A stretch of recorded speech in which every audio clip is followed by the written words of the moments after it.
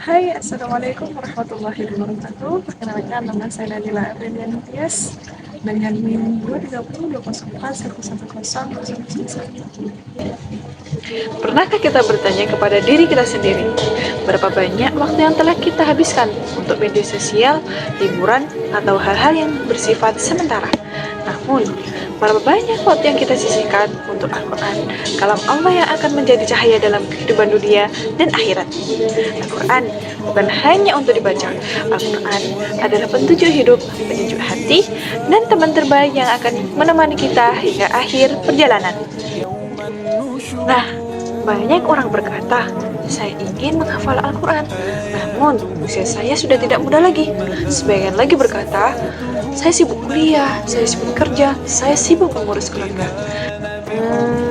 Padahal ya, para ulama qiraat dan para hafiz sepanjang sejarah telah membuktikan bahwa menghafal Al-Quran bukan tentang usia, melainkan tentang kemauan, kesungguhan, dan konsistensi.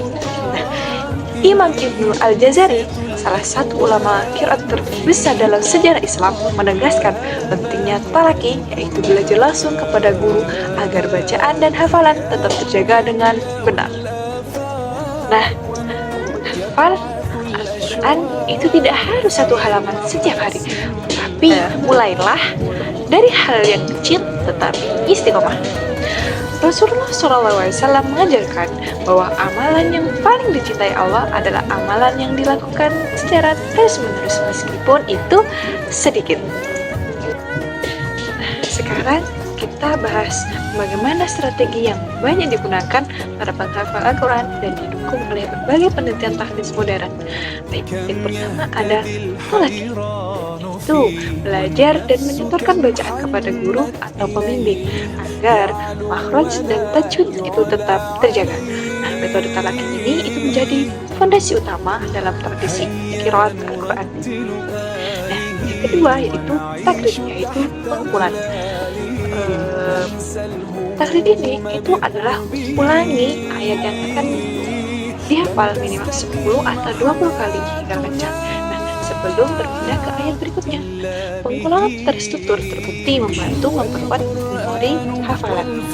Nah, yang ketiga yaitu murojaah harian. Nah, para ahli tahfiz itu menegaskan bahwa mencetak hafalan lebih sulit daripada menambah hafalan.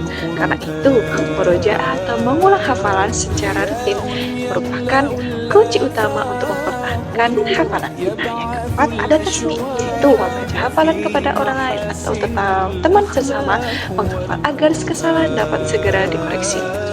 Yang kelima, itu menggunakan mushaf yang sama. Nah, banyak penghafal Al-Quran itu menggunakan satu mushaf secara konsisten untuk memperkuat memori visual halaman dan letak ayatnya. Nah, maka dari itu, jangan menunggu waktu luang untuk menghafal Al-Quran. Justru dengan Al-Quran, waktu kita akan menjadi lebih berkah. 5 ayat setelah subuh, 5 ayat setelah maghrib, sedikit demi sedikit hingga suatu hari kita terkejut melihat betapa banyak ayat yang telah Allah titipkan dalam hati kita. Coba bayangkan, saat kita berdiri di hadapan Allah SWT, setiap ayat yang pernah kita baca, pelajari, dan hafalkan menjadi saksi atas usaha kita. Maka, mulailah hari ini. Jangan tunggu sempurna untuk belajar Al-Quran. Belajarlah, lalu Allah akan menyempurnakan langkah-langkahmu. Ambillah mushafmu, bacalah satu ayat, hafalkan satu ayat, karena perjalanan menjadi sahabat Al-Quran selalu dimulai dari satu langkah kecil. Satu ayat hari ini, cahaya untuk selamanya. Cukup sekian dari saya. Apabila ada kurang lebihnya, saya mohon maaf sebesar-besarnya. Ini Shiratul Mustaqim. Assalamualaikum warahmatullahi wabarakatuh.